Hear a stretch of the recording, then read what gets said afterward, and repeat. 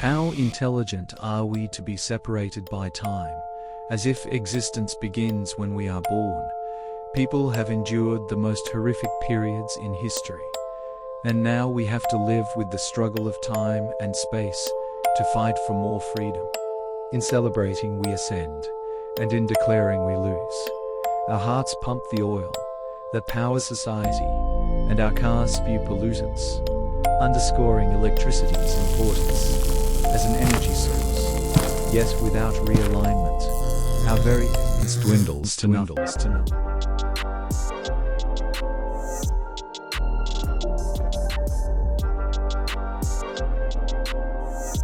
You could stop limiting yourself to things, and you could reach your maximum potential.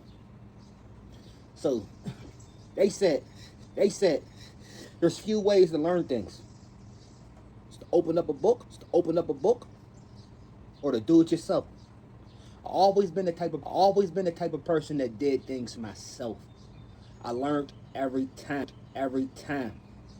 When you do things yourself, you have two different ways to approach something. It can either be a hobby, or it could be something that you really want to get great at. And cross our T's when we're going to be inspected. When we know that there's going to be someone else checking our work and our progress, then we try to step it up. We try to finish things on time. Because nobody want to be labeled as a person that's lacking and slacking. So to master ascension is to break through your own brain firmament. It's like to crack through the sky and reach out of space. So here's where we're going with this, okay? We need to become the master inspectors of our own desires.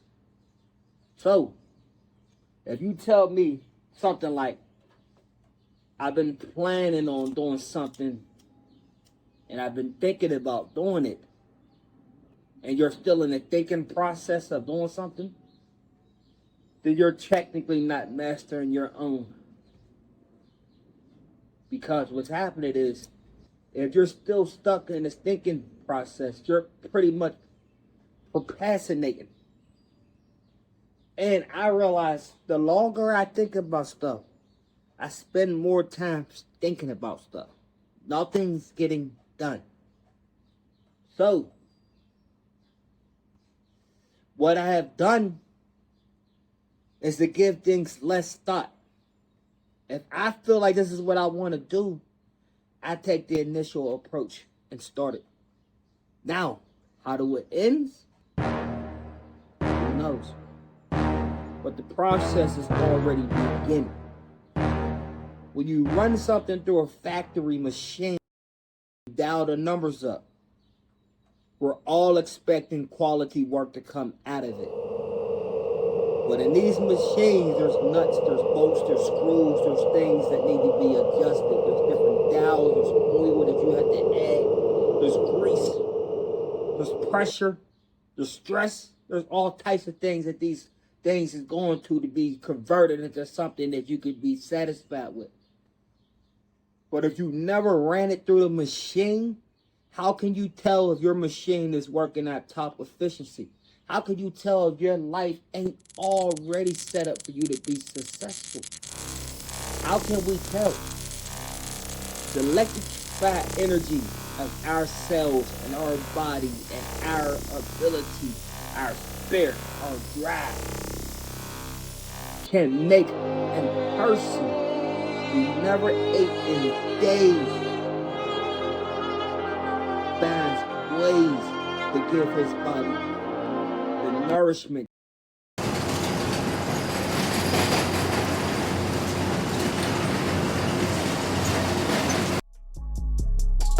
that he needs to succeed and make it to another one. But what happens is, this is what happens. I'm gonna tell you, I know a lot about us, we don't know a lot about me. And technically we're beings, we're humans. So this is the deal. When we start a process, we analyze and we move through the process as we're going. Because right now we move from not doing anything to taking action. So here's the key element of taking action. When you take action, you realize other action leads to subsequently another action. And everything gets puzzled in until it's completed. You cannot have every answer to everything. And you cannot expect yourself to have every answer to everything. But the process is the process. And we all have to be processed. When you realize that life is more like task-oriented and you scale things down to more simple levels instead of making everything complex, you get the confidence to actually start the process. There's a lot of times when something seems out of line and out of your reach, you won't even start the process. And the process is the process. So now we're all leading to the process of action of mastering ascension. It's like we need our spaceship to take off so strong with enough fuel that we're going to crack through the firmament of our own entire life and become more than what we are right now. So what we need love. We need our people. We need people that support our desire. We need them around. And we don't need to force it, because when you force it, you take a lot of energy from the action of being processed and going through what you're going. And you put it on the chase, I want to have this person around because I need them, or anything like that. It just takes too much energy away from what you're doing. We need people that's going to naturally be there for you.